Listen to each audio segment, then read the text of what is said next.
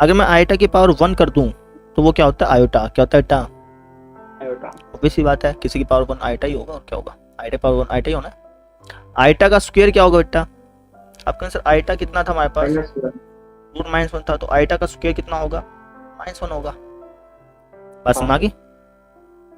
ठीक है, अब इसका एक अलग रीजन होता है, वो रीजन अभी समझने की जरूरत नहीं है, बस इतना ध्यान रखो कि आयोटा स्क्वायर -1 होता है, ऑब्वियस सी बात है।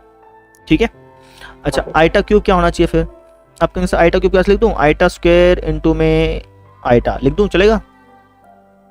बेस सेम है, पावर ऐड हो जाती है। अब आयोटा स्क्वायर कितना है, -1, और आयोटा का आयोटा -1 इंटू आयोटा कितना हो गया, माइनस का आयोटा, आयोटा की power 4, iota square into iota square लिख दूं, यानी -1 इंटू -1 कितना हो जाएगा, 1।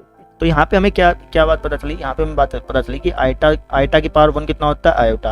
आयोटा का स्क्वायर कितना होता है, टा, -1। आयोटा का क्यूब कितना होता है, टा, माइनस आयोटा। आयोटा की पावर 4 कितनी होती है, टा, 1। ठीक है, तो ये चीज आपको ध्यान होनी चाहिए, इससे आप आयोटा की पावर कुछ भी कर दी जाए तो आप बता सकते हैं। जैसे मान लेके मैंने कह दिया आयोटा की पावर 35 बता दे भाई साहब, आयोटा की पावर 35। अब आयोटा की पावर 35 कैसे बताएगा, इसको 4 में तोड़ ले, किस में तोड़ ले, 4 में। 4 में कैसे, जैसे 4 की पावर क्या करूं कि 35 के पास पहुंच जाऊं, 4 का 4 का 24, 4 7 28, 4 8 32 कर ले।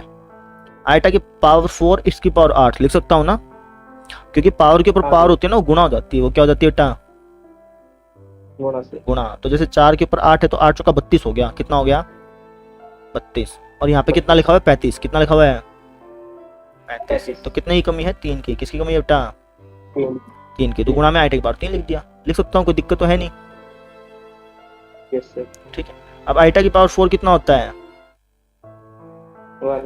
1। और उसकी पावर 8 करेगा तो रहेगा तो फिर भी वो 1 ही, यानी कहने का मतलब इसकी जो वैल्यू है वो आयोटा की पावर 3 के बराबर आएगी, और आयोटा की पावर 3 की वैल्यू कितनी होती है, -आयोटा। समझ गया?